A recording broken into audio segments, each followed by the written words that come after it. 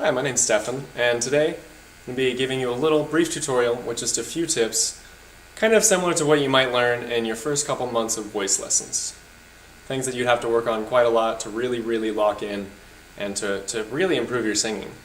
So one of the first and very simple things that anyone can do to improve the way they sing, and anyone who's been in a middle school or high school choir class I'm sure has heard this, you've got to have proper posture, right? So we need a straight back, we need our shoulders just a little arched, but down and relaxed, and then we want our feet to be spread about 1.5 to 2 feet apart, or about the same width as our shoulders. And in this position, it's much easier to get our breath support correct, to get our vocal tone engaged, and to get just everything aligned in our body, which just makes all of singing much easier. So I'll just give you a little brief example, and I'm going to be using just the very beginning of the song Non più andrai from Wolfgang Amadeus Mozart's opera Le Nozze di Figaro. And so I'll give you an example of me hunched over with very bad posture, almost comically bad. And here it is. So Non più andrai farfallone amoroso, notte giorno d'intorno girando, delle belle turbando riposo, narcisetto aroncino d'amor. And actually, I've been singing for so long that even with bad posture I can kind of pull it off because I have everything else going right for me, but let's just take a look at how that sounds. My posture's in the right spot. So Non più andrai farfallone amoroso, notte giorno d'intorno girando, delle belle turbando riposo, narcisetto aroncino d'amor.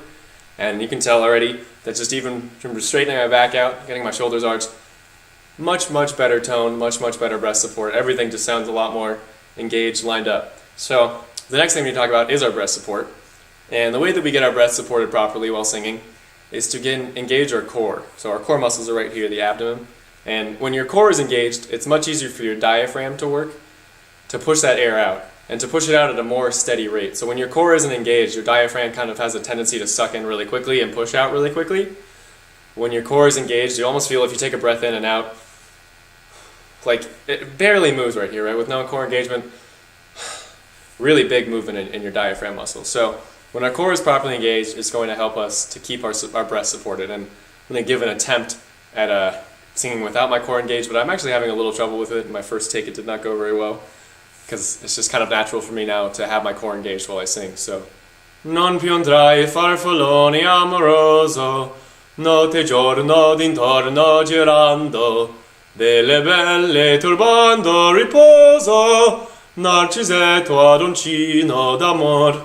And you can hear it kind of has a flatter tone than when I get everything lined up here and really engage my core. So Non più andrai farfallone amoroso, notte giorno d'intorno girando, delle belle turbando riposo, narcisetto aroncino d'amor.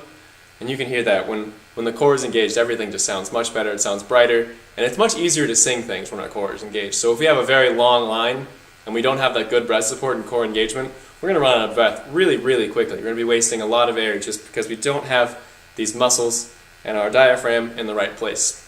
And so the next thing we need to talk about, to really create a good tone with our voice, we need to raise our soft palate. And now the soft palate is right past that little ridge in your mouth, all the way in the back. That space right before your throat is the soft palate. And the easiest way for us to raise our soft palate and to really feel how it is to have it raised is to do a yawn. So just you notice your mouth opens quite a lot while you yawn, and that'll help raise your soft palate too, but really you can feel those muscles just shoot up in the back of your throat when you yawn. So just try it one more time. And just try and keep in that same space even when you're not yawning. And I'm going to give you an example of singing that same piece with my soft palate raised and with it down. So here's the down soft palate. Non più andrai farfallone amoroso, notte giorno d'intorno girando, delle belle turbando riposo, narcisetto adoncino d'amor. And you can really hear that there. Sounds kind of dead. It sounds like I have my hand over my mouth almost while I'm singing. And it's really just, you get so much more of a resonant space, a much wider space in your mouth for the sound to resonate in when that soft palate is raised. So here it is with the soft palate raised.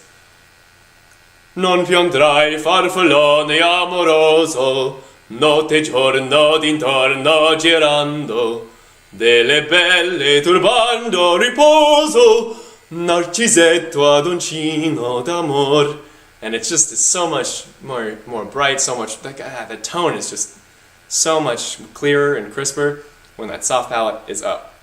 And the next thing we need to talk about, that's something pretty difficult, especially for beginning vocal students, is right here, right behind our Adam's apple, we have something called our larynx. It's the little space that houses our vocal cords. And one of the most common tendencies when people very first start singing and practicing their singing technique is that as we get higher in pitch, our larynx naturally raises. And if our larynx raises, especially when we get high in pitch, it's very easy for our voice to crack, for it to be kind of hard to sustain high notes.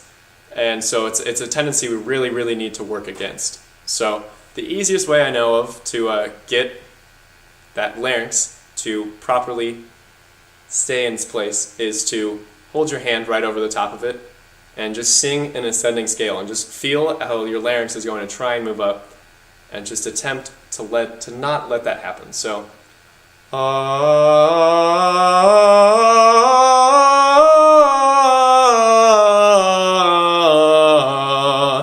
and that was with no larynx raising. Let me try and raise my larynx while I sing this time. It's a little difficult because I've practiced quite a lot to not do that. So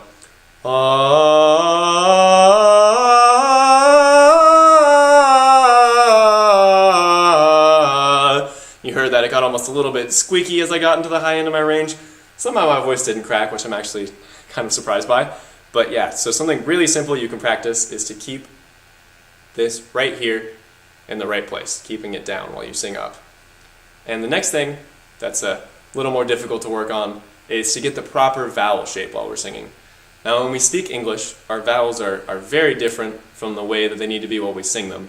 Especially in American English, there's some really unflattering, unpretty sounds in the way that we speak. So when we're singing, we have a pretty strong tendency, especially in English, to over widen our mouths in this direction.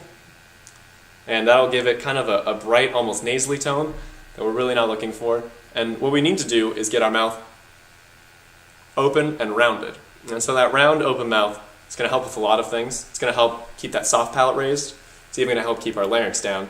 And so I'm going to give you an example of my mouth just way too wide, and then my mouth in the proper place. So here's too wide. Non più andrai farfallone amoroso, notte giorno d'intorno girando, delle belle turbando riposo, narcisetto adoncino d'amor. And you can that's the worst I've sung that so far, and you can really tell that it makes a huge difference. My soft palate's down, my larynx was raising up as I was singing, all just because of the way that my mouth was shaped. So here we're going to try it one more time. And this time we're going to take our hands and place them right here because it's the easiest way to make sure that our mouth stays in that proper round place as we're singing. So non più andrai farfallone amoroso, notte giorno d'intorno girando, delle belle turbando riposo, narcisetto adoncino d'amor. And you can just hear, it makes a huge difference just in the slightest change in how our mouth is shaped. And the very last thing I want to talk about is just a little bit about the piece that I've been singing. So Mozart is very much a dynamic composer, so the way especially that he composes his lines and how they move around, it's very intentional. And in this piece we have that figure that's delle belle turbando riposo, narcisetto adoncino d'amor. And the way that that's written is you start out very quiet, and as you ascend in that scale, you get to a forte. So you're starting out piano, soft, and moving up to forte, really loud.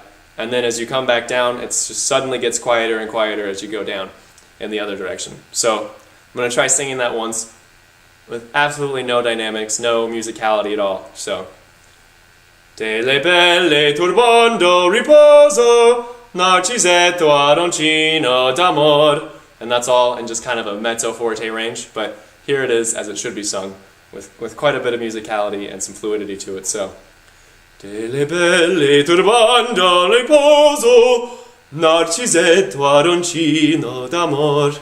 And it just sounds so much more fun and exciting when we just put that simple dynamic change in it. And one more little thing is, especially with the Italian languages and French languages, there's quite a lot of vocal stress on independent syllables in the word. So there's a kind of da-da, da-da, da-da. Especially in Italian, you can really hear it.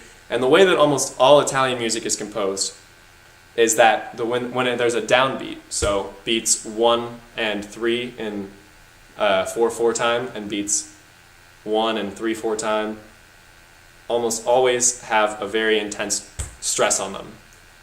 And there's a slight stress on beats 2 and 4 and 4/4 time, and beats 2 and 3 in 3/4 time, but it's a little bit less than it is the other way around. So I'll just give you the same little example of that Delle Belle, and I'll show you with no emphasis on the words at all, and then with the proper emphasis. So, Delle belle turbando riposo, Narcisetto aroncino d'amor. And here it is with the correct emphasis on those downbeats where the words are supposed to be stressed. So, Delle belle turbando riposo, Narcisetto aroncino d'amor. And there's just so much more of a ebb and flow, and you can keep that in your moving up and moving down, so it kind of goes in with the same movements. And once you get some very simple things like that down, especially your musicality, you're going to sound just infinitely better with your singing.